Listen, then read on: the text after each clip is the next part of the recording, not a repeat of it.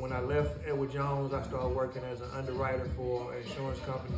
I did that for a year, and then after that, I did medical sales, and I was making pretty good money in medical sales. And I was taking that money and I was investing it into my business. So this was like before Wix and Shopify was as big as it was. This was at the time when you had to go and pay somebody to do the HTML and kind of dress your website. And so I had some homeboys that had a clothing store across from the airport called The Shop.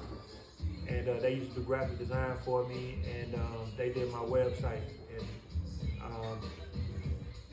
around 2009, I put a significant amount of money into doing the website and then doing some cut and sew. I had some Letterman jackets and different stuff like that. But just from a price perspective, it wasn't something that you could scale. But the website looked really good. The presentation was nice. You know, I had some nice pictures and stuff. And I had used that to apply to a couple jobs. And it caught the eye of a brand manager at the Eastbay division of Footlocker. And I had an interview, and he gave me the job. And basically what the position was as like they had different brand managers. I was brand manager for the Jordan brand. It was like a once in a lifetime type opportunity. But it was in North Central Wisconsin, in Wausau, Wisconsin, because that's where Eastbay was started out of. They started the catalog out of North Central Wisconsin, and then their catalog business had grown so much that they had got in early on the internet because their business was catalog based.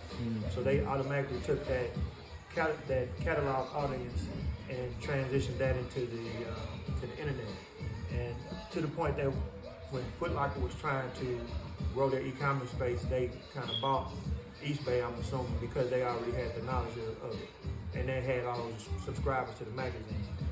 So that's where it was. I went up there. Very cool brother that was the brand manager. Everything else was obviously different culturally. It was cold. It wasn't really ethnically diverse, but he gave me a lot of opportunity. You know, he put me over the Jordan brand. I had copywriters and people that wrote emails for me. We had a video and photo department. I did everything from putting my 2 cents in on who should be the cover athlete, even though the brands had a heavier hand in that. I did photo shoots with athletes, from the James Harden to players for the Charlotte Hornets and the Sacramento Kings and all this other type of stuff. Traveled extensively, did magazine layouts.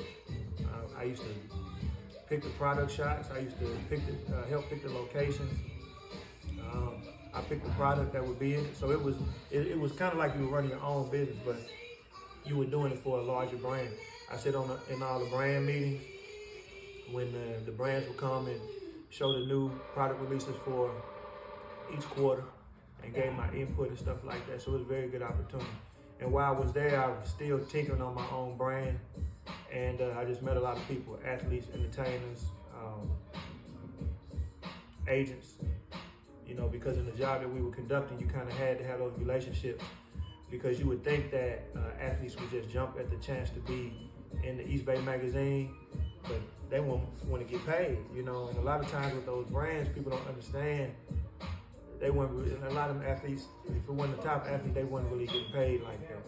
So and their agents get money off of the team deal, and then maybe another standard deal for video games. But other than that, the only other way that the agent would make money is if they brought in marketing dollars. So you had to kind of incentivize these people to want to be involved in some of the stuff.